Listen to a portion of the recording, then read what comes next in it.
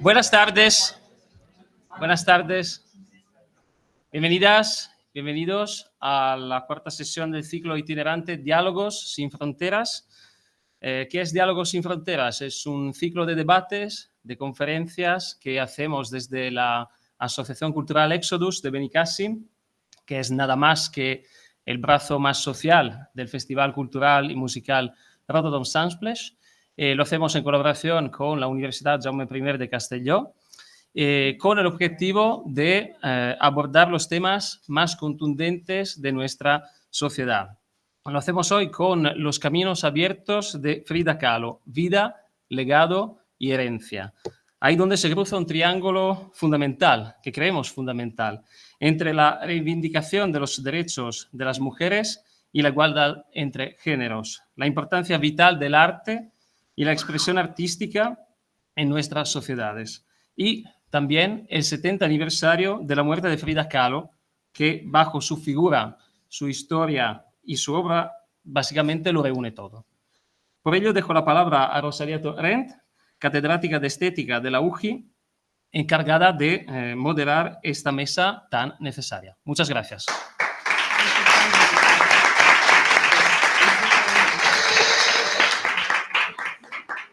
Bueno, pues buenas tardes. Muchas gracias a todas y a todos por estar aquí esta tarde, efectivamente, para recordar la figura de Frida Kahlo, que, como ha comentado el compañero, pues este año 24, hace 70 años que murió. Bueno, vamos a ver, Frida Kahlo es una figura que todos y todos los que estamos aquí la conocemos, pero esto no siempre ha sido así, ni muchísimo menos. Frida Kahlo, os voy a contar una anécdota. Tenemos un máster, damos clase en un máster en la Universidad Jaume I, en la que una de las asignaturas es arte y feminismo. Y una de las primeras preguntas que se hace al alumnado que se matricula es ¿qué mujeres artistas conocéis? Y todo el mundo conoce a Frida Kahlo. Seguramente muchas de las personas que están allí solo conocen a Frida Kahlo. Nos preguntamos por qué. ¿Qué ha pasado para que Frida Kahlo la conozcamos como se la conoce? Es que esto ha provocado de verdad que enconados debates, algunos rescatando algunos aspectos de su figura y otras rescatando otros aspectos de su figura. Realmente es complicado saberlo, pero cuando echamos la mirada hacia atrás y decimos, bueno, sí, conocemos Frida Kahlo, ¿por qué? ¿Por qué no conocemos? Ahora sí, afortunadamente sí, las cosas están cambiando, pero Artemisia Gentileschi, Clara Peters y tantas artistas que fueron fundamentales en su tiempo.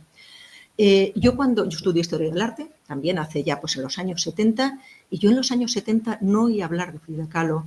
Yo en los apuntes y algunas, ya veo que habéis estudiado también en un momento parecido al mío, yo la única mujer que tuve en mis apuntes de clase fue, y afortunadamente hubo uno, que era Berthe Morisot, la impresionista. Entonces, ¿cómo se la ha recuperado hasta ahora, ¿no? ¿Y por qué, no? Sin embargo, sí que conocía a Rivera, sí que conocía al que fue su marido, que tendremos que pensar muchas veces por qué es lo que está ocurriendo. Bueno, y para reflexionar sobre todo esto, me acompañan hoy dos personas, ellas van a reflexionar sobre ello, yo solo las acompaño aquí, las presento, dos personas a las que quiero mucho, que son Lidón Sancho y Juncal Caballero, y que las dos, hemos coincidido en tantos caminos en la vida que no sé por dónde empezar, pero realmente pues, coincidimos en la universidad en su momento, coincidimos también como profesoras en la universidad actualmente también. Ahora Lidón está trabajando como profesor también en el centro del liceo, Juncal está en la UGI, pero yo sí que quería subrayar algo de ellas, que las dos, la tesis doctoral que hicieron, las dos, se vincula con Latinoamérica. En otros aspectos, si queremos, ¿no? Porque Lidón pues, trabaja nada más y nada menos que la performance y allí una figura fundamental que fue Regina José Galindo. Pero ese vínculo. Y Juncal, pues también su tesis la hizo ya no de personas, de artistas de Latinoamérica, pero sí que vivieron allí, que desarrollaron allí su trabajo. Entonces, yo creo que estamos en una excelente compañía para hablar de Frida Kahlo.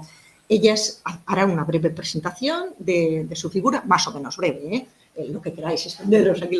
Y luego, pues si queréis, pues podemos hablar sobre lo que consideremos y les podéis preguntar lo que creáis que más os ha llamado la atención y esa impresión que podamos tener cada persona sobre esta figura magnífica, por otra parte. El que se haya, digamos, conocido tanto, tenemos que pensar por qué. A ver, ¿por qué, no? Y nada, gracias. Y en primer lugar hablará Lidón y luego Juncal. Lidón, cuando quieras. Gracias, Rosalía. Muchísimas gracias. Bueno, muchas gracias a la Asociación Cultural Exodus y al Rototom y también a la UGI, a las personas que me acompañan, que no puedo estar mejor acompañada que a través de Rosalía y de Juncal, a las personas a las que admiro mucho a nivel profesional y a nivel personal. Voy a contar una anécdota yo también, pero tiene que ver con Rosalía.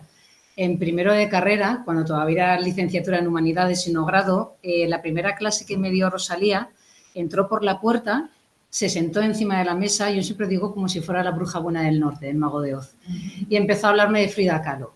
Yo no sabía quién era Frida Kahlo en primero de carrera, estamos hablando que yo era de la promoción de 1999. Bueno, yo tengo otra perspectiva. Pero me enamoré de ella y la culpable que hiciera el doctorado fue ella, porque me llamó muchísimo la atención la fortaleza de las mujeres artistas vinculadas con Latinoamérica. Voy a intentar ser muy breve porque le quiero dar paso a Juncal. Juncal hizo su tesis doctoral en Mujeres y Surrealismo y ella conoce muy bien este terreno, muchísimo mejor que yo, porque yo me asocié más al videoarte, a la performance de índole violenta entre el 1990 y los 2000. Pero sí que es verdad que hemos querido darle el título a la conferencia de Los Caminos Abiertos de Frida Kahlo, un poco en homenaje al ensayo que hizo Eduardo Galeano de Las Venas Abiertas de América Latina. Porque creo que tanto Rosalía como Juncal como yo entendemos que estas artistas están, igual que como todo el mundo, un poco constreñidas al clima que tuvieron que vivir a nivel político, a nivel social y a nivel personal. De hecho, todo el mundo conocemos también esa faceta de icono político que fue Frida Kahlo. Para comenzar, con respecto a la figura de Frida Kahlo, ¿no? Como icono feminista. Es lo que comenta Rosalía. Conocemos mucho la figura de Frida Kahlo, pero en realidad nadie la conoce. O al menos desde sus aspectos un poco más íntimos, algo que nunca vamos a poder llegar de manera efectiva, porque siempre el ser humano tiene la tendencia a interpretar aquello que ve. Entonces, pues Frida Kahlo ha sido como un referente a nivel de icono feminista en muchas cosas, pero no tenemos que olvidarnos que el producto de marketing en el que muchas veces se ha convertido puede tergiversar cierta información. Se ha convertido también en un movimiento, ¿vale? En un icono del movimiento feminista y LGTBI+. Se ha convertido en un referente vital y se ha depositado, creo que, una idiosincrasia que muchas veces dista un poco de la personaje, ¿no? De la persona real. Hemos entendido a través de los trabajos a nivel estético su forma de ver el mundo y creo que en algunas ocasiones hemos utilizado una segunda Frida Kahlo, un poco cuántica o paralela, para enarbolar un poco ciertas tendencias que a lo mejor igual o ella no tenía esa intención o nosotros se lo hemos añadido como un ingrediente posterior, ¿no? a su vida o a su praxis artística. Tanto Juncal como yo teníamos claro y teníamos el propósito en esta mesa redonda o consideramos que es peligroso aumentar desproporcionadamente una figura como una artista como Frida Kahlo cuando hace un efecto sombra de otras artistas creadoras contemporáneas y coetáneas a ella que, gracias a Dios, están empezando a tener como una repercusión un poco más mediática. El año pasado la Fundación MAFRE, si no recuerdo mal, le hizo una retrospectiva fabulosa a Leonora Carrington, que es una de las artistas que trabajó en su trabajo de investigación mi compañera Juncal. Entonces, como siempre se ha tenido por costumbre ocultar el talento femenino, muchas veces este efecto sombra nos puede dar la sensación de que solamente hay, ¿cómo os lo diría?, una persona excelente por encima del resto, y no es así. No queremos que se diera esa imagen de Frida Kahlo, no solamente, aquí las tres admiramos a Frida Kahlo, o sea, no le quiero quitar mérito en ningún momento, pero lo que queremos es visibilizar el trabajo de otras mujeres artistas que siguieron esos caminos abiertos de Frida Kahlo. Como icono feminista, yo voy a plantear una serie de preguntas que luego, si queréis, las vamos a ir dilatando un poco en esta mesa redonda. Ella tenía este concepto y por eso he cogido esta imagen, ¿no?, de ella haciéndose un selfie con el bigote, porque todo el mundo sabemos, ¿no?, ese efecto andrógino de las, ¿vale?, que se dejaba la ceja central, se dejaba bigote, muchas veces iba vestida de hombre, pero siendo icono feminista, el ser andrógino significa que eres feminista. O sea, muchas veces lo que digo, ¿no?, vamos metiendo como esta especie de ingredientes y a lo mejor igual tergiversamos un poco esta figura, ¿no?, este estilo andrógino, esta rebeldía un poco hacia los cánones establecidos que tenía. Aquí, por ejemplo, tenemos una fotografía de ella y de vez en cuando le gustaba vestirse de hombre. Esta fotografía forma parte de una fotografía familiar con otras personas, miembros de su familia. Y al lado tenemos un autorretrato de ella vestida de hombre. Entonces, sí que es verdad, ¿no?, que tenía este efecto de rebeldía, pero a mí me gustaría saber si en realidad la moda pondría en circulación el que las mujeres nos dejáramos el bigote y el entrecejo, que yo creo que eso sería mucho más difícil que el ponernos los estampados floreados de ella, ¿no? Entonces, claro, tenemos que tener mucho cuidado porque muchas veces la moda lo que busca es una normativización de lo femenino y lo que hace es coger los elementos que sí que le interesa de esa figura, pero otros dejarlos en la sombra, del mismo modo que con las creadoras que comentaba. Se habla mucho de la relación que tuvo con su marido, con Diego Rivera. Muchas de las voces en contra de utilizarla como icono feminista es esa relación venenosa, muchas veces tóxica, de la que tuvo con Diego Rivera y sus constantes infidelidades, entre ellas con la hermana de Frida Kahlo. Aquí tenemos una fotografía de ella con Diego Rivera y al lado un autorretrato de Frida Kahlo que se llama ¿vale?, Yo con Diego Rivera en mi mente.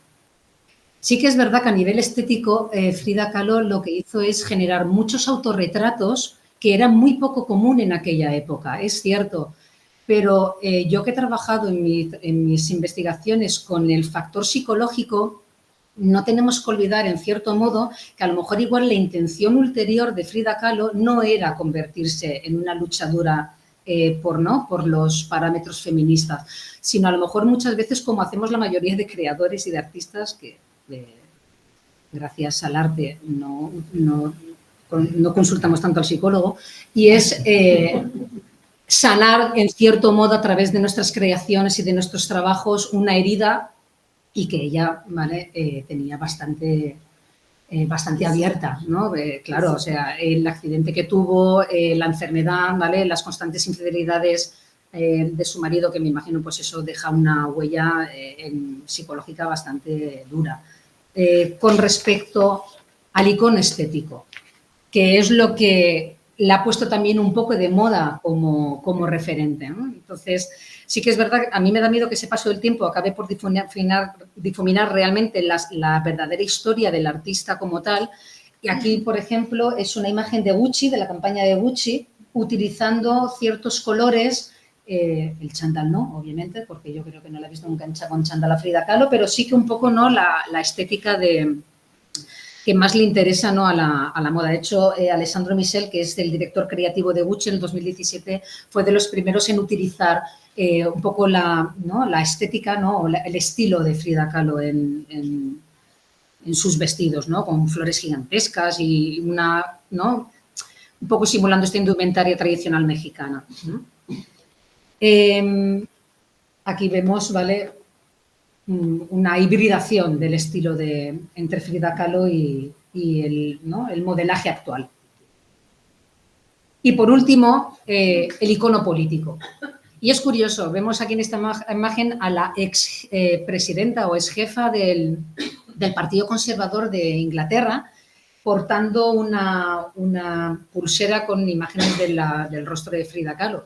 Y es curioso porque está justamente en el espectro completamente contrario a nivel político de lo que postuló Frida Kahlo, porque ellos son conservadores, son centro-derecha, y Frida Kahlo, ¿no? Después de que estallara la Revolución Mexicana, cuando apenas tenía 3 años, y como he comentado anteriormente con el ensayo de estudio de Eduardo Galeano, la política y la confrontación política y económica de Latinoamérica es bastante, dejó una huella bastante fuerte en todas las artistas de aquella época.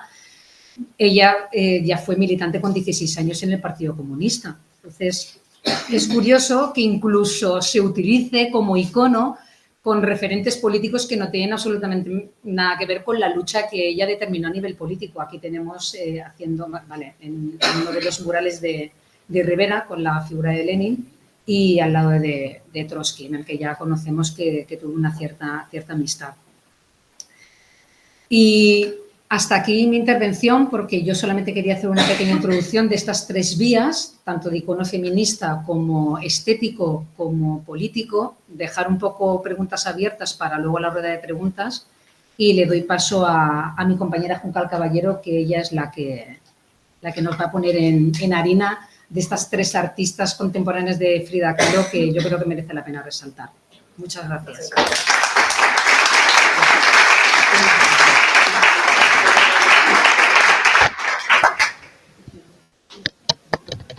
Buenas tardes, muchas gracias a Rosalía, muchas gracias a Lideón. Creo que intentaré dar alguna ligera respuesta a alguna de las preguntas, pero creo que no, igual no a todas, ¿no?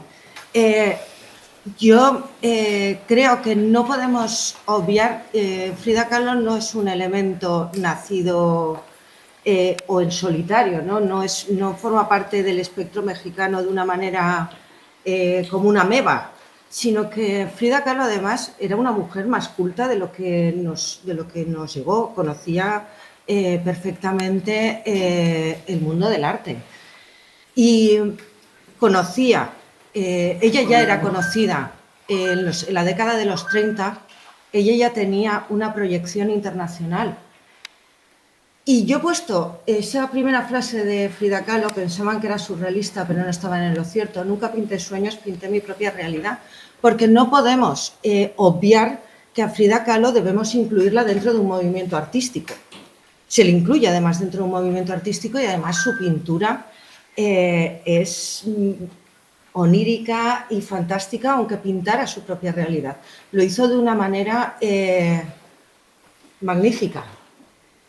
Y explico esto porque a finales de la década de los 30, el padre del movimiento surreal, al más puro estilo colonialista, aviso, llega a México, se encuentra un México lleno de color, una Frida Kahlo con bigote, con la ceja, vestida absolutamente de mexicana, porque ella fue muy consciente de sus raíces mexicanas, sobre todo de la parte de su madre era mexicana, su padre era de ascendencia alemana, ella hizo siempre alarde de esa ascendencia mexicana, y él llega allí, se ve además a Diego Rivera, un hombre enorme al lado de una mujer muy pequeñita, que era Frida Kahlo, Frida Kahlo era muy pequeñita, el otro era enorme, con unas pistolas en el cinto, y que cuando bebía tequila, cuando ya se había pasado de chupitos de tequila, se dedicaba a pegar tiros al aire. Y llega Bretón allí, invitado por el Ministerio de Asuntos Exteriores, a dar una serie de conferencias. Un hombre francés, serio, absolutamente conservador. Se prepara perfectamente las charlas, pero llega a México, no lo recibe nadie, no hay nadie. Las charlas no estaban preparadas, la sala no estaba preparada, y entonces él dijo, yo no sé a qué he venido, yo no tengo nada que enseñarles. México es el país más surrealista del mundo. Disculpen, hasta luego. Y ciertamente, y eso a André Breton y al movimiento surreal le enamoró absolutamente ese México. Nos lo podemos imaginar, los olores, los colores. Es la película de Coco que nos llegó, ¿no? Esa película de dibujos animados de Coco. Además, coincide además en el tiempo André Breton, Trotsky y Diego Rivera. y escriben uno de los textos importantes sobre el arte revolucionario, la independencia del arte revolucionario. Un texto que Trotsky no pudo suscribir, no pudo firmar, a pesar de que participó activamente en el desarrollo del texto. Pero aquí hay otra anécdota que nos hace ser conscientes también de la situación de las mujeres en ese momento, ¿no? A finales de la década de los 30.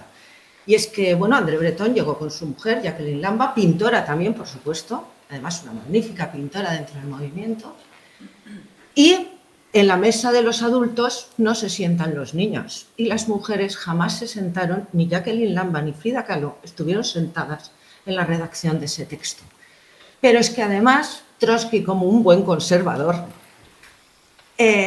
odiaba que las mujeres fumaran en su presencia. Por lo tanto, Frida, una fumadora, que todas habremos visto un montón de imágenes de Frida fumando, aparecen todas fumando, tenía que levantarse de la sala y salir fuera de la habitación para fumar.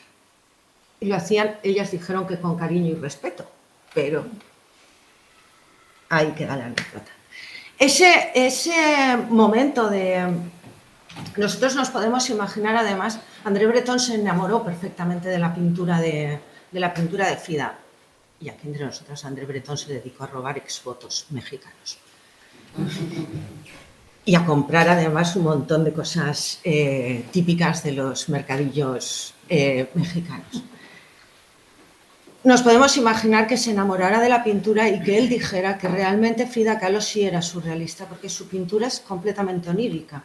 Ella ciertamente cuenta siempre su realidad. Nosotros podríamos poner la obra de Frida Kahlo en orden cronológico y nosotros podríamos contar la vida de Frida Kahlo, aunque no hubiéramos leído nada de ella, desde el primer dibujo del accidente hasta las últimas pinturas, ya con una pincelada muy difusa, no tan brillante, ¿vale? Producto además de la medicación, del exceso de medicación por los dolores. Pero cuando digo que es onírica es porque aquí en este momento, en Mi nacimiento, ella está retratando directamente dos hechos importantes en su vida en 1932. Fue la muerte de su madre, por una parte, ¿vale? Y por otra parte, un aborto previo que tuvo, y se coloca a sí misma como un muerto en la cama, tapada con el lienzo, como se tapa el rostro de los muertos en la cama. Si nos fijamos justo en la parte de arriba de la cama, hay una llorona, la figura de una llorona, pero ella está pariendo a la propia Frida. Y una Frida muerta, es como si ese hilo entre la vida y la muerte, su cuerpo está muerto, ya no puede tener más hijos. Hay un hilo, ¿no?, muy difuso entre la vida y la muerte. Pero sobre todo hay un cuadro que además es realmente extraño, podría ser extraño, Lo que el agua me dio, de 1938, en la que Frida nos está situando en esa bañera. Realmente nosotros, cuando vemos el cuadro, parece que estemos tumbados, ¿vale?, bañándonos directamente. Solo asoman sus pies, además unos pies deformes. Si os dais cuenta, los dedos, hay un dedo del pie derecho, el dedo gordo del pie derecho, que está herido, ¿vale?, que está roto. Es el símbolo perfecto de su propio cuerpo roto, en las diferentes operaciones que ella tuvo. Además, como a mí le gustaba la sangre, a mí me gusta mucho la sangre, y a ella le gustaba. Y si os fijáis en el desagüe, salen unas pequeñas gotas, sí, sangrienta, unas pequeñas gotas de sangre. Aparece la sangre muchísimas veces y en muchísimas ocasiones en la pintura de Frida. Pero si a nosotros, cuando vemos el cuadro, vemos esos objetos que hay en el agua, que nos parecen directamente que son inconexos. Ella siempre dijo, claro, yo lo vuelvo a repetir, que pintaba su realidad. De hecho, ella en este momento está pintando esa infancia, esos recuerdos de una infancia feliz. Están sus padres ahí, vestidos de boda, ¿no? Y el paso a esa edad adulta, ¿no? Nos encontramos a esa Frida atada ahí en medio, ¿no? Ese traje de tejuana, ¿vale?, sin ella, ese edificio que parece caerse, parecen todos inconexos, pero ella en realidad lo que estaba pintando es ese paso de la infancia, ¿no? De esos recuerdos felices de la infancia a los recuerdos, ya a una edad madura menos feliz. Claro, André Breton tiene que volverse a París e invita a Frida Kahlo a que visite París. Y en ese momento ella tenía tanto una exposición que le había organizado, según André Breton le había organizado una exposición en París, tenía otra también en Estados Unidos. Pero si fue un desastre al principio la visita de André Breton a México, pues la de Frida Kahlo a París no fue mejor. Porque llegó a París, los cuadros estaban en la aduana, no podían sacarlos, André Breton le pidió dinero porque estaba sin un duro. Frida Kahlo estaba acostumbrada a casas individuales y enormes y de repente llega a París y llega a un apartamento minúsculo que tenía que compartir con André Breton, su mujer y su hija. No había galería porque los surrealistas no tenían ni un duro, era finales de 1939, era más o menos 1939, Europa se oían tambores de guerra y París además era gris. Imaginaros paseando una mujer con esos ropajes por ese París gris. Ella solo quería irse, le escribió a Diego y le dijo: aquí me siento tan lejos como en un desierto y quiero volver para casa. Al final, Marcel Duchamp, padre del movimiento Dada, la acogió, él le organizó una exposición que no tuvo éxito económico porque los europeos no podían gastarse un duro, ¿vale? Estábamos casi que entrando en la Segunda Guerra Mundial y además los parisinos eran bastante conservadores y varias obras, entre ellas unos cuantos piquetitos, no pudieron ser colgadas en la galería porque era demasiado sangrienta y agresiva la pintura. En realidad la pintura, que siempre se ha hecho una lectura feminista, podría hacerse una lectura feminista, esta pintura lo único que cuenta, ¿no?, una noticia que ella leyó en el periódico, que lo que le sorprendió, el hombre mató a su mujer, le dio más de 40 puñaladas, pero cuando se puso delante del juez y le preguntaron, él dijo, adujo, ¿no?, a modo de defensa, dijo: pero si solo han sido unos cuantos piquetitos, fueron 40, ¿no? Y de hecho ella lo trasladó a la pintura. No todo fue malo en París, sabemos todas y todos los que estamos presentes que la sexualidad, que Frida Kahlo fue bisexual y además defendió su sexualidad y lo hizo abiertamente, no hubo ningún tipo de dificultad. Y una de sus amistades que quedó para siempre fue la de la mujer de André Breton, Jacqueline Lamba, a la que a modo de despedida, cuando se aleja en el barco, le dedica una de las palabras, una carta realmente bonita. Se sabe que es para Jacqueline Lamba porque nunca dice querida Jacqueline, pero al margen de la carta aparece el nombre de la hija de Jacqueline Lamba. Por eso se sabe que era para Jacqueline. Y le dice: desde que me escribiste, en aquel día tan claro y lejano, he querido explicarte que no puedo irme de los días ni regresar a tiempo al otro tiempo. No te he olvidado, las noches son largas y difíciles, el agua, el barco y el muelle, y la ida que te fue haciendo tan chica desde mis ojos, encarcelados en aquella ventana redonda que tú mirabas para guardarme en tu corazón. Todo eso está intacto. Hoy quisiera que mi sol te tocara. Te seguiré escribiendo con mis ojos siempre. Ella vuelve a México y evidentemente los lazos con el movimiento surreal no se van a romper y se organiza la Exposición Internacional del Surrealismo en México en 1940. Frida Kahlo participa con dos obras, a pesar de que ella dijera: yo no pinté mis sueños, yo pinté mi propia realidad. Nunca le sentó mal del todo que la mencionaran como surrealista y que apareciera y que adscribieran parte de su obra a ese movimiento surreal. Y hay dos obras fantásticas de Frida, las dos Fridas y La mesa herida, Son los dos únicos cuadros de tamaño enorme que pinta Frida Kahlo. Por regla general los cuadros son muy pequeñitos.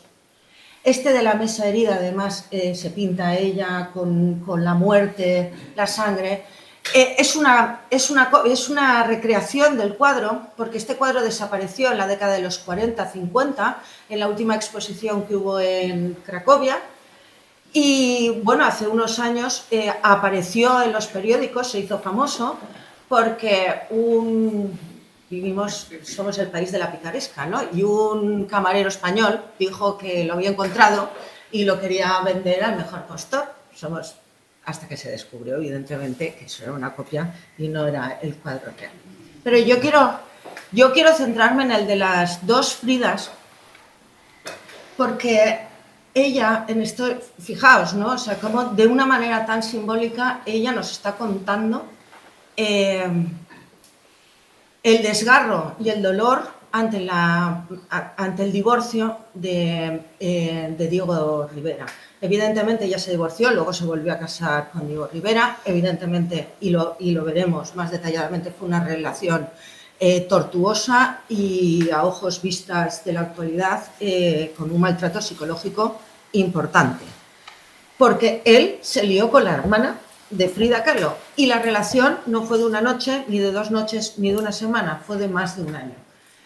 Esa relación, ese dolor sufrido por Frida aparece en diversos cuadros pintados por ella y aparece sobre todo en las dos Fridas. Aquí ya ha recibido los papeles del divorcio y nos encontramos bajo un cielo tormentoso, a dos Fridas sentadas mirando al espectador. Además, están cogidas de la mano y por una parte tenemos esa Frida que Diego siempre amó, que es la Frida mexicana, ¿vale? Esas raíces mexicanas, frente a esa Frida que Diego no amó, que fue la Frida occidental, ¿vale? Curiosamente, además, la Frida mexicana tiene un pequeño retrato de Diego en su mano izquierda y la Frida occidental tiene unas tijeras que cortan el hilo de las dos Fridas. Bueno, siguieron viéndose y a los 4 meses, esto es como Pasión de Gavilanes, pues volvieron juntos. Pero eso sí, tengamos en cuenta que volvieron juntos con otro tipo de relación.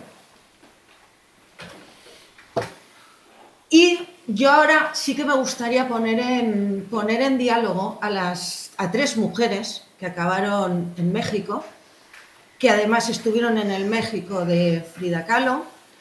México fue uno de los países más generosos a la hora de recoger gente, de recoger a aquellas personas que tuvieron que salir al exilio, tanto españoles como europeos. Firmó además un tratado antinazi, a pesar de que en ocasiones dentro del propio pueblo mexicano podía haber cierta connotación más conservadora, pero fueron realmente amables con las personas que llegaron a sus tierras. De hecho, les permitieron trabajar en cualquier cosa, a excepción de prostíbulos y bares. Y eso aparece además en el contrato que firmó Remedios Varo cuando entró en México. Tenemos 2 Méxicos en este momento. Ese México de Diego Rivera, ese México de Frida Kahlo y ese México que se va a encontrar en la colonia Roma, que no es más que un barrio de clase medio alta, ¿vale? En la que la mayoría de las artistas que llegaron al exilio acabaron en la colonia Roma. Ahora se ha convertido en un barrio bohemio de galerías de arte, bares, restaurantes de alto copete. Parece que entre los 2 Méxicos no hubiera un punto de unión. De hecho, sí que expusieron conjuntamente. Leonora Carrington, además, sí que estuvo, como veremos, en la casa de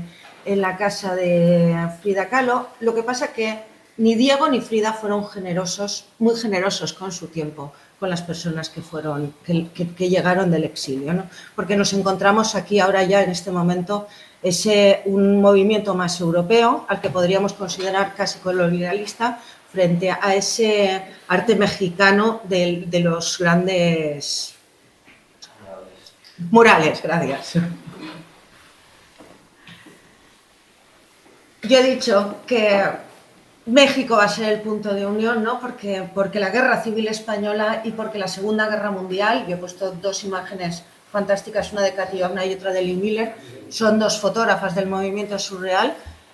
Lee Miller, además, es quizá la primera mujer que se encastra en un convoy militar y tiene una serie de fotografías sobre la liberación de Buchenwald que son realmente espectaculares. Ella dejó de fotografiar justo después de la Segunda Guerra Mundial porque el olor de los muertos y de los cuerpos quemados lo mantuvo siempre en la nariz. Su hijo supo en los años 70 que su madre había sido, una vez muerta, que había sido una de las mejores fotógrafas del siglo XX. Yo voy a hablar y voy a poner en relación, a partir de los tres puntos que Lidón ha hablado, como icono feminista, icono político e icono estético, a Remedios Varo, Leonora Carrington y Cathy Horna. Remedios Varo es española, nació en Anglés en 1908, murió relativamente joven en Ciudad de México en 1963, después de tomarse una copita, fue a dormir la siesta y le dio un infarto. Leonora Carrington sí que murió mayor, nació en Lancashire, es británica en 1917 y murió en Ciudad de México en 2011. Y Cathy Horna, húngara, Budapest 1912 y murió en Ciudad de México en el 2000. Bien, Lidón ha hablado del compromiso político de Frida Kahlo. Realmente, además, ella formó parte del Partido Comunista Mexicano. Ella además ayudó a salir a exiliados españoles para que llegaran a México, pagó de hecho el viaje de múltiples exiliados. Y la hoz y el martillo es un elemento que aparece con bastante asiduidad en su pintura. Yo he elegido dos de los últimos años, ya en 1954. Podéis observar que su pintura no es tan clara ni tan nítida como la pintura del principio. Ella ya está postrada en la cama, se alimenta a base de pastillas y de alcohol. El dolor era absolutamente insoportable y de hecho para 1954 ella muere. Fue la última vez que salió de su casa fue para una exposición que le hicieron de manera individual. Ella quiso estar, no podía moverse, el médico le aconsejaba que no fuera, pero trasladaron la cama de Frida Kahlo, la colocaron en medio de la galería, a ella la llevaron en ambulancia, la tumbaron en la cama y ella recibió al personal en la cama. Ella en esta obra se sitúa junto a Stalin, coloca a Stalin como si fuera un dios, ¿vale? Ella en ese cuadro, fijaos además ese rostro, ese perfil, pero además en el marxismo dará salud a los enfermos, ella que ya está sufriendo, ella que ya además ya le habían cortado una pierna, ella con ayuda de ese Partido Comunista, con ayuda de Marx, con ayuda de Engels, sus muletas ya no están, ella ya no se apoya en sus muletas, ella ya no tiene cogidas las muletas, ella ya puede caminar, ella ya puede andar. Y esa fe y esa creencia en el Partido Comunista como sanador es lo que le impulsa a pintar esta obra. Pero ese compromiso político y el compromiso social que Frida Kahlo tuvo es un compromiso que la mayoría de las y de los artistas de ese momento tuvieron con su propio momento histórico. Fue un momento convulso. Bueno, vivimos también ahora un poco convulsamente, pero ese fue un momento convulso. Y yo he puesto como ejemplo a Cathy Horna porque Cathy Horna es húngara, estudió en la misma escuela de fotografía que Robert Capa, todos conocemos a Robert Capa y a Gerda Taro. A ella la invitaron, la invitó el Ministerio de Propaganda español para que fotografiara el frente de Aragón. Y lo curioso de la foto y el contraste de estas imágenes de Cathy Horna es que frente al drama de la obra de de Robert Capa, ¿no? En el que vemos siempre al héroe, a ese miliciano muriendo, ella, su fotografía es melancólica y su fotografía es cotidiana. Entonces, ella no quiere retratar no quiere retratar la acritud de la propia guerra, sino esos momentos cotidianos, porque, en cierta manera, independientemente de los 3 años de la guerra, la vida para las 3/4 partes de las y de los españoles continuó de mejor o de peor manera. Entonces, sus fotografías siempre trasladan esos momentos cotidianos, como esta escena después de un bombardeo en Valencia, o la de evacuación de civiles de Teruel y la entrada de milicianos. Ella cedió tiene miles y miles de fotografías, cedió toda su fotografía al Ministerio Español, de Cultura Español. Una vez entramos en democracia, y de hecho se puede consultar, están todas las imágenes en la base de datos del Ministerio. Pero también tuvo un compromiso social muy potente y muy fuerte. A la llegada a México hay un elemento, hay un punto de partida para el movimiento surreal, y es la locura. Pero esa locura fantástica que no me toca y que está lejos, pero de la que puedo hablar de una manera teórica. Pero Cati Hornas se arremangó, se acercó a la Castañeda y nos impuso la visión, ¿no?, de la propia enfermedad. Pero además también a estos y a estas enfermas las dota de humanidad, ¿no? Porque la locura, cuando nosotros encerramos a los y a las locas en el sanatorio, los olvidamos, son los olvidados, y es algo que nosotros no queremos. Pero ella les dota de cierta humanidad, ¿no? Y esa mirada melancólica del iluminado es magnífica. Ella ha hablado del icono estético. Claro, sí, nosotros, Frida Kahlo, el elemento mexicano va a estar siempre, su obra es absolutamente reconocida. Las raíces mexicanas, el pelo, el entrecejo, que eso nos llama mucho la atención porque nos tenemos que depilar, el bigote, etcétera, ¿no? Sus elementos más cotidianos. Pero también hay una estética muy particular en Frida Kahlo, y es su propia enfermedad, que también va a aparecer en su obra, ¿no? En la columna rota, el corsé aparece, un corsé además que ella pinta, lo hemos visto en la fotografía cuando aparece el feto y la hoz y el martillo, pero ella se retrata su dolor de una manera impúdica, podríamos decir, ¿no? No tiene ningún tipo de impedimento para hacerlo. Ella se retrata en un espacio árido, mira además al espectador, sabemos de su dolor por la cantidad de clavos que están clavados, nunca mejor dicho, en su propio cuerpo, remarcando ese dolor, pero además simbólicamente su columna se convierte en esa columna rota clásica.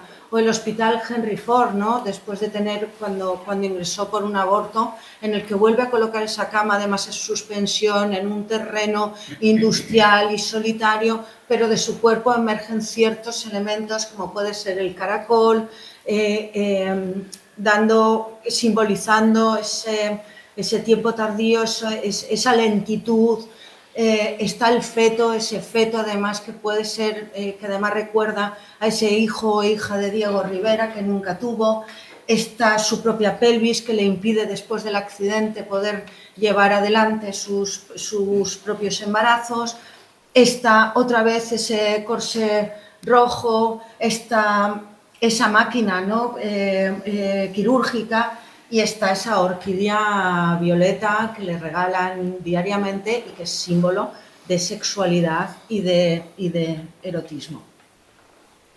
Pero si Frida Kahlo tiene y se retrata y hace múltiples autorretratos, no podemos olvidar que la mayoría de las artistas de aquella época poblan sus obras de autorretratos, porque es una forma de autoconocerse a sí mismas y además es una forma de responder ante las imágenes que despliegan sus propios compañeros varones, de ellas absolutamente sexualizadas y objetualizadas.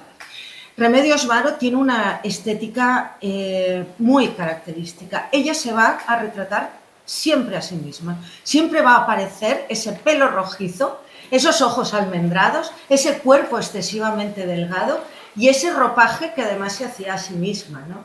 Y se coloca además como esa tejedora del mundo, como esa creadora del propio mundo, como tenemos en las hojas muertas. La única que tiene color es ella.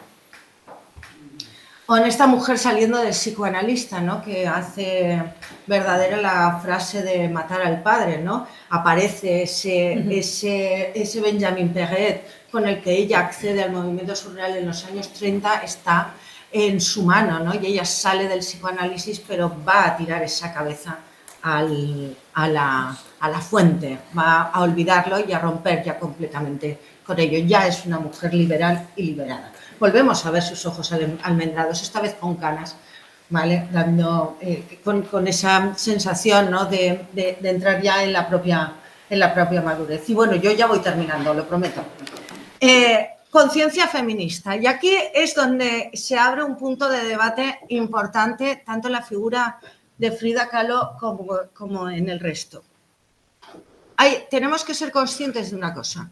Hay dos elementos primordiales para que Frida Kahlo se haya convertido a principios del siglo XXI en este objeto de merchandising total. La tenemos en los zapatos, la tenemos en gafas, la tenemos en bolsos, la tenemos.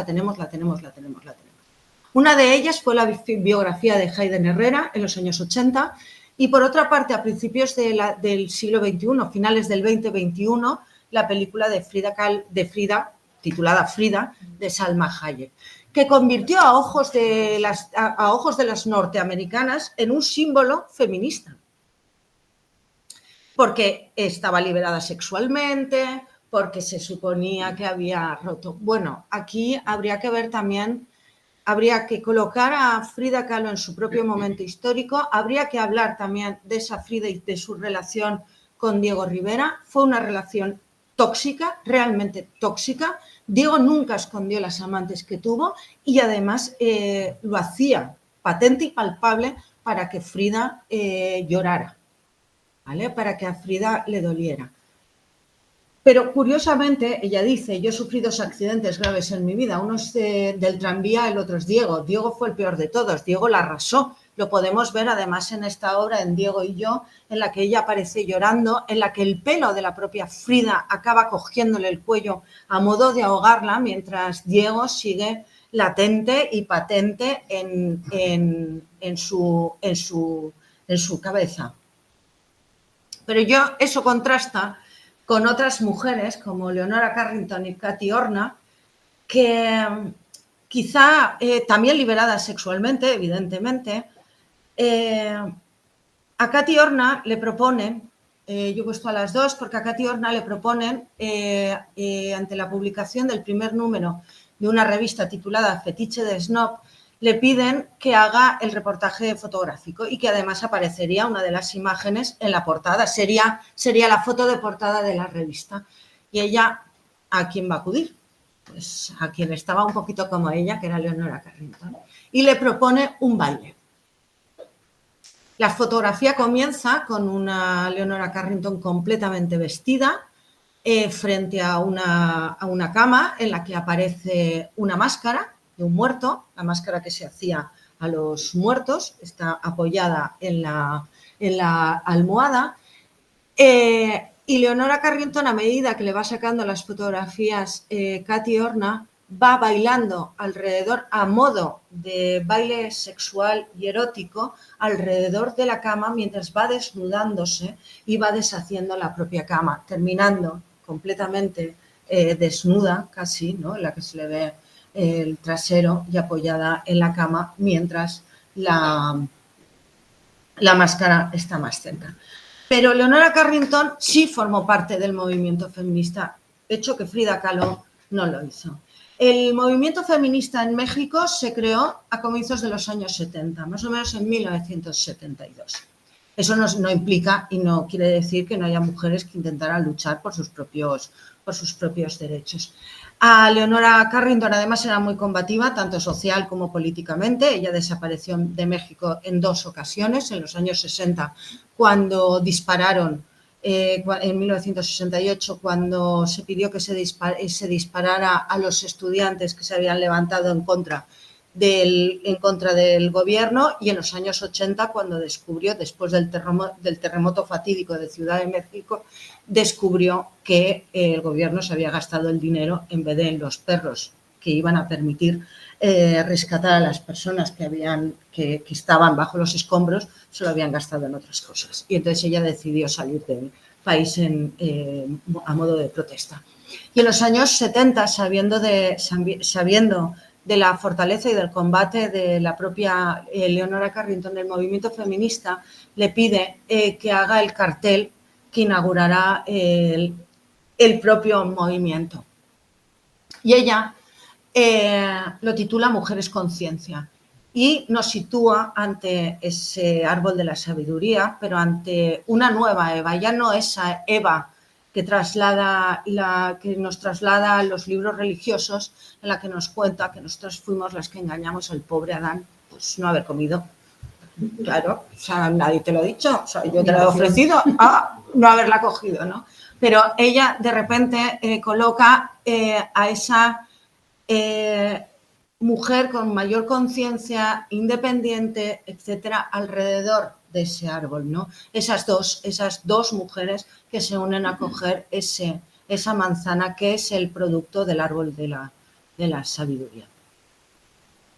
Y muchas gracias.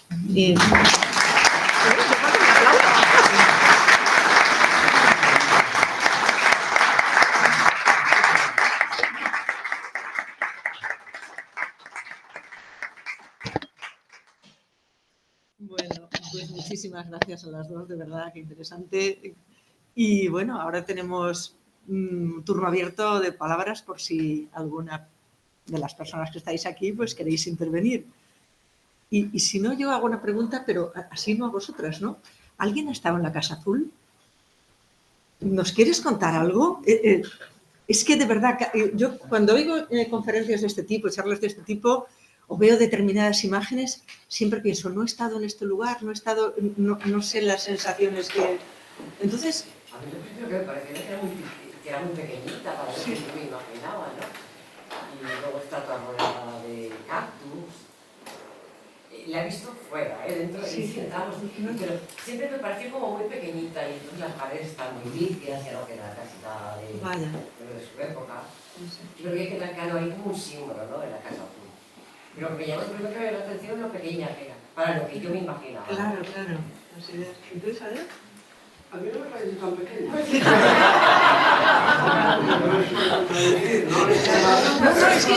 Sí, es que son, claro. No, es que depende de cómo lo mires, ¿no? Y de cómo lo veas y de lo que te esperas normalmente. O sea, a mí me impactó, yo creo que a mí me impactaba el nombre de ella y la relación con la casa ya me provocaba magia, ¿sabes? Entonces me pareció muy bonita, pero por la relación que yo establecía con Frida Kahlo, que hoy, después de oíros a vosotros, sé muchísimo más que sabía entonces.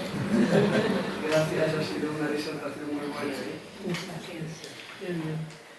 Claro, eso que comentábamos del mito, ¿no? El mito muchas veces, o sea, lo que ha comentado Juncal en esos 3 ejes que hemos trabajado aquí, obviamente, o sea, cuando algo se magnifica, detrás, gracias a Dios, de Frida Kahlo hay consistencia, hay unos cimientos. Pero claro, es lo que comenta ella, o sea, ella lo hizo con ese factor de conciencia feminista como lo hizo Leonora Carrington. Pues no, ella luchó por ella y por sus convicciones y detrás de ella había muchas más personas que la siguieron. Pero claro, muchas veces mitificamos y magnificamos y se nos olvida muchas veces, pues igual que lo que ha comentado ella con Capa, que sí que lo conocemos, sin embargo, Horna, ¿no? Como que... Yo conocí, de hecho, a Katy Horna a través de la investigación de Juncal. Yo también la desconocía. Hay otras tantas figuras que se quedan un poco, ¿no?, en el sustrato. Entonces es interesante que sí, es un mito y está bien, ¿no?, pero al mismo tiempo pues visibilizar también. Y darnos cuenta que en realidad, como decía un amigo mío, no existe una punta de iceberg, existe un tabla flamenco, dice mi amigo, ¿no?, de un montón de mujeres creadoras a lo largo y ancho de la historia. Hay una compañera ahí. Sí, quería, bueno, hablo de mi opinión personal, que igual discrepa un poco porque creo que Frida Kahlo no solo se ha mitificado, sino que se ha conocido bastante en profundidad, porque yo no soy una experta de arte, aunque me guste, vaya a museos, me documente en lo que pueda, o sea, me trabajo de marketing, no trabajo con arte. Pero sí que creo que mi generación, aparte de subir la marca Frida que se ha apropiado las grandes marcas, como habéis citado antes, también ha tenido la oportunidad de conocer su historia. Y creo que es también porque ella, a mitad de su carrera, tuvo la oportunidad de ir a Nueva York y probablemente también todas las amistades que ha tenido en México, como habéis hablado vosotras, le ha dado la oportunidad de ser conocida más internacionalmente, cosa que otras a lo mejor no sabemos nada porque nadie ha escrito sobre ellas, nadie se ha interesado, nadie ha creado ese tejido social que ella también ha creado gracias al amor tóxico que ha tenido. Y además no creo que podía ser feminista porque en aquella época el feminismo no era lo que eran los años 70. Entonces creo que doy las gracias que ha llegado a ser mitificada como lo es, porque hasta una persona como yo, que no tengo una gran capacidad de historia del arte, lo que he podido estudiar en el instituto, o porque he tenido la oportunidad de ver su obra en San Paulo en una gran exposición, o he visto un buen documental en Arte TV, pero es verdad que creo que se le ha dado también mucho respeto a Frida, porque ha luchado por lo que ella era, ha tenido coherencia con sus sentimientos, con su manera de vestir, con su manera de fumar. No tanto porque era una feminista activista, sino que era empoderada de sí misma y sabía muy bien que la emoción que tenía hacia el amor tóxico que tenía no era algo que le venía bien, pero era coherente con lo que ella sentía. Y a lo mejor en aquella época tampoco había mucha posibilidad de ir al terapeuta y trabajar la parte. No, era más barato comprar un lienzo. Sí. Entonces, como que comprar un lienzo. creo que mi generación sí que ha tenido la posibilidad de investigar sobre Frida y no solo para ponerse la camiseta para salir de fiesta. Muchas gracias. Yo quería comentar. Sí. Mismo luego tú. La historia nos está demostrando que la toxicidad puede llegar a una persona que aparentemente no necesitaba utilizar sus enfermedades y todo lo que sufrió, porque tenía herramientas de sobra para desarrollar una pintura que no se catalogara como surrealista, sino ella misma era tan potente, era tan poderosa que parece mentira que su tercer accidente fue ella misma. Entonces, exacto, la historia nos demuestra que hasta la toxicidad en personas tan capaces, tan intensas, tan pasionales, pues claro, la sensibilidad tiene ahí entonces unos requiebros que son un camino cerrado. Muchos abiertos, pero uno cerrado que fue ella misma consigo misma. Pero, bueno, está muy bien que llegara a manifestarlo todo eso a través de su pintura, estuvo muy bien. Pero creo que fue única, no se puede comparar ni con Leonora Carrington. Leonora Carrington también sufrió muchísimo y también fue víctima de un amor tóxico y no se pudo escapar mucho de ahí. Pero muy valientes y, bueno, ya si fueron más feministas menos, a mí ya, yo me quedo con su obra y con lo que nos transmite este mensaje, ¿no? Que lo tóxico es muy difícil eliminarlo, es muy difícil. Pero ella valía por ella misma y creo que bien está lo que bien acaba, ¿no? Que se dice, porque ahí está lo que nos dejó, su imagen. Y ya está. Muchas gracias. Muchas gracias. Es para favor. Muchas gracias. Bajo el nivel. ¿Tuvo éxito comercial Frida Kahlo cuando tenía, por ejemplo, 35 años? ¿En qué año tenía 35 años Frida Kahlo? Cuando nació, que sé cuándo murió, pero no cuando nació. Nació, ella dijo que con la revolución, no es cierto, era 3 años mayor que la revolución, nació en 1907 o 1908, la revolución fue en 1910, entonces debía de tener 40 y tantos. En los años 40,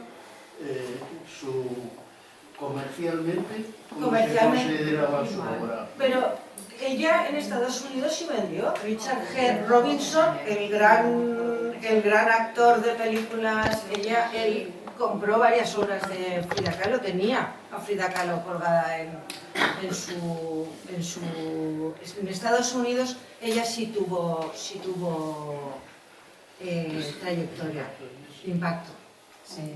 Incluso aunque no debemos obviar el hecho de que su familia era acomodada y que eso de que dice que Dios aprieta pero no ahoga, o sea, ella tuvo los accidentes, pero gracias a Dios tuvo una familia que económicamente pudo soportar, ¿no?, económicamente lo que ella tuvo que sufrir, ¿no?, con el accidente y con la enfermedad. Sí que es verdad que ella fue perfectamente autónoma con las ventas de sus trabajos. Lo que pasa que ahora es desorbitante lo que piden por los precios de... Creo que uno de los autorretratos más caros de la historia lo ha vendido la propia Frida Kahlo, por lo que recuerdo de las noticias. Entonces, ella en realidad fue bastante autónoma con el trabajo. O sea, llegó, no la fama que tiene ahora, pero sí que fue conocida internacionalmente. Sí. Sí, no, és perquè antes la companya ha dit que Frida no era feminista, perquè no n'hi havia un moviment organitzat, però això no mai és així, vull dir, és feminista encara que no n'hi hagi moviment. I, m'entens? Quan estic parlant? I a banda, el feminisme en Mèxic, igual que així, apareix en els mateixos anys, és un moviment mundial, internacional. Als anys 70 és quan ens mobilitzem totes per una idea i se formen els col·lectius, etc. Jo crec que a Frida Kahlo, que sí que era feminista, perquè almenys vaig el meu concepte, sí que és cert que moltes de les coses que li passen i que fa són casuals. Igual que tot en esta vida depèn de qui coneixes, on estigues, com te formes, tu eres moltes vegades comunista perquè, o eres una artista de vanguardia perquè, jo crec que ella té molta sort en aquesta apertura de camins diferents que vosaltres heu marcat, però mira, jo vinc en expedientes, vull dir, o sigui, que sí que crec en ella com a un icono, però també, encara que no escriguere molt, però tota la seva obra, desde luego, denota el moviment feminista en darrere, crec. No, y además, como ha comentado la compañera, agradecemos que ella haya podido ser un icono, porque sí que es cierto, existe un trabajo de estudio por detrás de ella, ¿no? Es bastante evidente. Pero la mayoría de las artistas, tanto que ha trabajado Juncal en su investigación como yo, que son latinoamericanas o que están asociadas a Latinoamérica, siempre han tenido muy en cuenta ¿cómo os lo diría?, ese empoderamiento. Yo trabajé más en el aspecto del año 2000, pero Regina José Galindo, por ejemplo, decía que una mujer que quiera ser autónoma, soberana y libre es feminista. Y yo creo que Frida fue esas tres cosas. ¿De manera consciente? No, pero, jopeta, para la época en la que vivió, rompió todos los moldes, rompió la pana.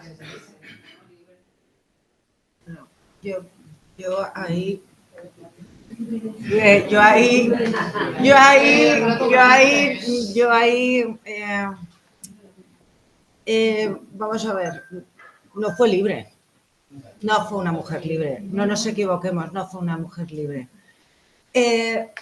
No podemos decir que es feminista sencillamente porque ellas no se catalogan como feministas. Entonces, por eso, ellas mismas, si les hubiéramos preguntado a ellas, independientemente, ellas hubieran dicho que no lo eran.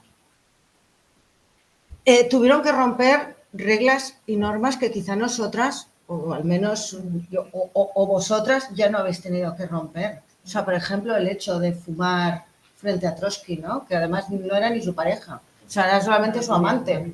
Y tiene que salir fuera, ¿no? El que no esté sentada en la mesa para redactar un texto. En eso estén André Breton, Trotsky y Diego Rivera. Pero dos personas como Frida Kahlo y como Jacqueline Lamba, que podían hablar de pintura de la misma manera que podían hablar ellos, no estuvieron. En la mesa de los adultos no se les sentaba. tuvieron que romper de muchas maneras y rompieron con su trabajo, rompieron con la literatura. Por ejemplo, Leonora Carrington, porque aparte de pintar, escribía en 3 idiomas diferentes, español, francés e inglés. Tú has comentado su amor tóxico, ¿no? Su amor duró 3 años. Solamente fueron 3 años de su vida y ella tuvo 90 y tantos años cuando se murió. Y esa fue la respuesta que ella dio cada vez que le preguntaban por Max Ernst. Yo tenía 20 años. A los 23 ya había desaparecido de mi vida. Y tuvo un marido y tuvo 2 hijos. Max Ernst se quedó abandonado. Entonces, sí que tenemos que empezar a darles... Y cuando yo he dicho, voy a decir algo, es que yo creo que Frida... Yo no la pondría como una abanderada del feminismo. Rompió reglas, rompió normas, pero se encontró muy sumisa y sometida a una relación excesivamente tóxica, y eso al final complicó su propia vida. Ella lo dijo, Diego Rivera fue el otro accidente posterior al accidente de tranvía. Le pasó por encima. Diego Rivera, con todo el peso y todo, le pasó por encima a Frida. Lo que ocurre es que nosotros estamos viendo a Frida ahora con los ojos del siglo XXI y deberíamos ver a Frida con los ojos de los años 30. Yo os puedo contar una cosa respecto a esto, ¿no? Porque estuve una vez, hace unos pocos años, en un tribunal de una tesis doctoral. Y en la tesis doctoral se hablaba, entre otras mujeres, además es una persona muy conocida, pero bueno, se hablaba de este grupo de mujeres que habéis tratado, ¿no? Y 2 miembros del tribunal se enzarzaron, pero se enzarzaron que no llegaron a las manos. Pero 2 miembros que, si os digo los nombres, sabéis quiénes son, o sea, decir, uno defendiendo una tal y la persona que estaba allí, que estaba defendiendo la tesis, diciendo, bueno, ya está. Cuando terminen de hablar, ya digo lo que tengo que decir. la nota. No, ni se atrevía, digo, ya, a mí que me den el cum laude. Ya está, que firmen ahí. Bueno. Yo respecto a la figura de Frida Kahlo como icono, para la gente, para las mujeres que tenemos algo de relación con el mundo del arte, en los 90 que se empezó ya a ver algún libro, alguna publicación, incluso Thatcher sacó un libro de ella, de Georgia O'Keeffe y de Tamara de Lempicka, no recuerdo más mujeres, fue todo un descubrimiento. De repente dices, ostras, antes había mujeres que se dedican al arte, es algo que podemos tener referencias, siempre es muy importante. Entonces, que bueno, Frida yo creo que se ha explotado mucho más, dándole la vuelta y convirtiendo en eso, en algo relacionado con la moda y tal, hay mucho más, pero fue una apertura para decir hay más. Y luego en el mundo ya de los medios, de internet y tal, empezaron a aparecer cosas. Pues sí, es que somos muchas. Y fue la apertura. Sí, para mí personalmente fue la apertura. Y ahí fuimos hacia atrás. Claro. Hacia atrás, hacia adelante, hacia los lados. Es que era como si no existiera la mujer. Efectivamente, sí. Quienes estudiamos hace unos cuantos años lo sabemos. Pues, si no hay ninguna cuestión más, muchísimas gracias. Gracias.